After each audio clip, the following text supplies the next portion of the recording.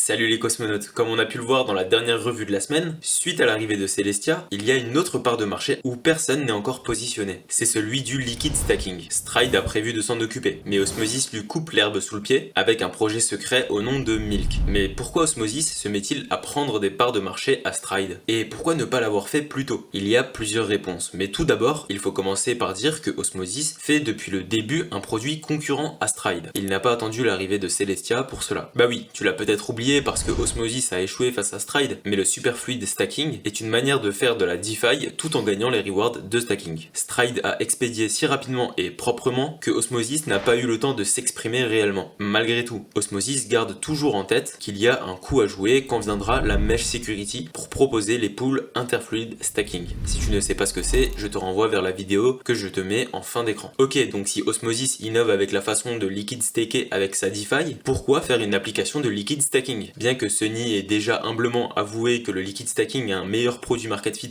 que le superfluid stacking, ce n'est pas un retournement de veste. Il s'agit d'une réponse à un problème de souveraineté. Je vous explique. Celestia est unique en ce sens qu'il sépare la couche d'exécution, où s'exécutent les applications de jalonnement liquide, de la couche de consensus et de données. La couche de consensus Celestia ne prend pas en charge l'exécution de contrats intelligents ou de comptes interchain. Cela rend difficile l'utilisation d'une architecture de liquid stacking préexistant sur Celestia. Les technologies de liquid stacking que nous avons dans le Cosmos sont toutes basées sur l'interchain account et l'interchain queries, que ce soit pour faire appel à des transferts IBC, pour la répartition des rewards entre Stride qui gagne 10% et au compte de délégation qui reçoit 90% des rewards de stacking, ou pour utiliser le pouvoir de vote des tokens liquid stakés dans l'avenir. Pour combler cette lacune, Milky Way s'appuie sur une fusion de contrats CosWasm, d'un système de garde multisig et d'un module d'authentification Cosmos SDK pour introduire un dérivé de jalonnement liquide pour l'écosystème Celestia sur la blockchain Osmosis. Un contrat de jalonnement CosWasm sur Osmosis facilite les dépôts et les retraits de TIA pour l'émission de STTIA, ainsi que la réclamation de TIA avec les récompenses de mise accumulées. L'interaction entre le contrat de jalonnement et Celestia est facilitée par le démon Milky Way, un programme hors chaîne chargé de surveiller les transactions de transfert IBC provenant d'Osmosis. Il écoute également les événements pertinents sur Osmosis et Celestia et aide à des opérateurs Milky Way à vérifier et à signer les transactions IBC et de jalonnement, générant finalement une transaction multisignée en regroupant des signatures des opérateurs. Comme on l'a vu, Celestia n'ayant pas de couche d'exécution, Stride ou Osmosis ne peuvent pas utiliser l'ICA qui est fondamental pour le liquid stacking interchain.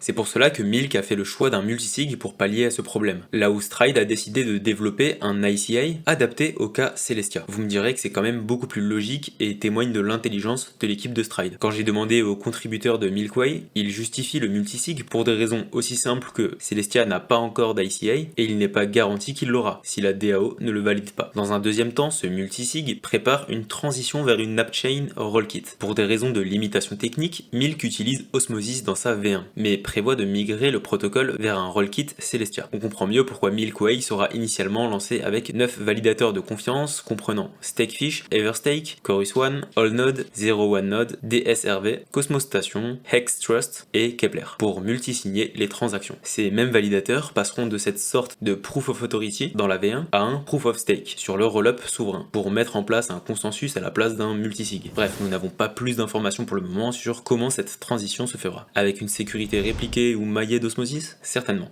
Il ne faut pas non plus oublier l'importance d'avoir un protocole de liquid stacking dans une zone atomique avec son DEX, que ce soit dans la V1 de Milkway sous forme de smart contract ou dans sa V2 en rollkit, avec des validateurs en commun avec Osmosis. La majorité de la TVL des tokens liquid stakés sont utilisés dans l'écosystème DeFi d'Osmosis. Avoir ces mêmes liquid stacking tokens créés au-dessus d'Osmosis plutôt qu'à l'extérieur d'Osmosis comme Stride, c'est un super pouvoir. Le STTIA.osmo sera probablement le meilleur STTIA parce qu'il y a tout un écosystème DeFi synchrone avec donc Milky Way l'émetteur de STTIA, Levana pour le marché perpétuel de STTIA, Osmosis pour les pools de liquidité concentrée STTIA, TIA. On a aussi Mars Protocol pour leverager son STTIA et enfin IBCX Index qui va utiliser STTIA dans son index. Le moindre arbitrage à faire, que ce soit pour clear une dette chez Mars, un dépeg sur le marché perp ou une inefficience entre TIA et STTIA sera immédiatement clear dans un seul et même bloc d'Osmosis par ses validateurs. Peut-être même que cette dette sera clear avant d'exister, c'est-à-dire dans le bloc qui aurait créé la dette wallet ou le DPEG. Cela générera évidemment des revenus pour les validateurs et donc les stakers, mais en plus vous n'aurez pas de STTA plus clean, plus efficient que le STTA créé sur le même consensus que là où il est utilisé. C'est pour cela que selon moi Osmosis ne pouvait pas mieux se positionner dans l'écosystème des blockchains modulaires. Encore une incroyable exécution de l'équipe de développement, mais on est loin d'en avoir fini. Il reste la mise en pratique et on attend encore la mesh security ou le smart contract wallet interchain.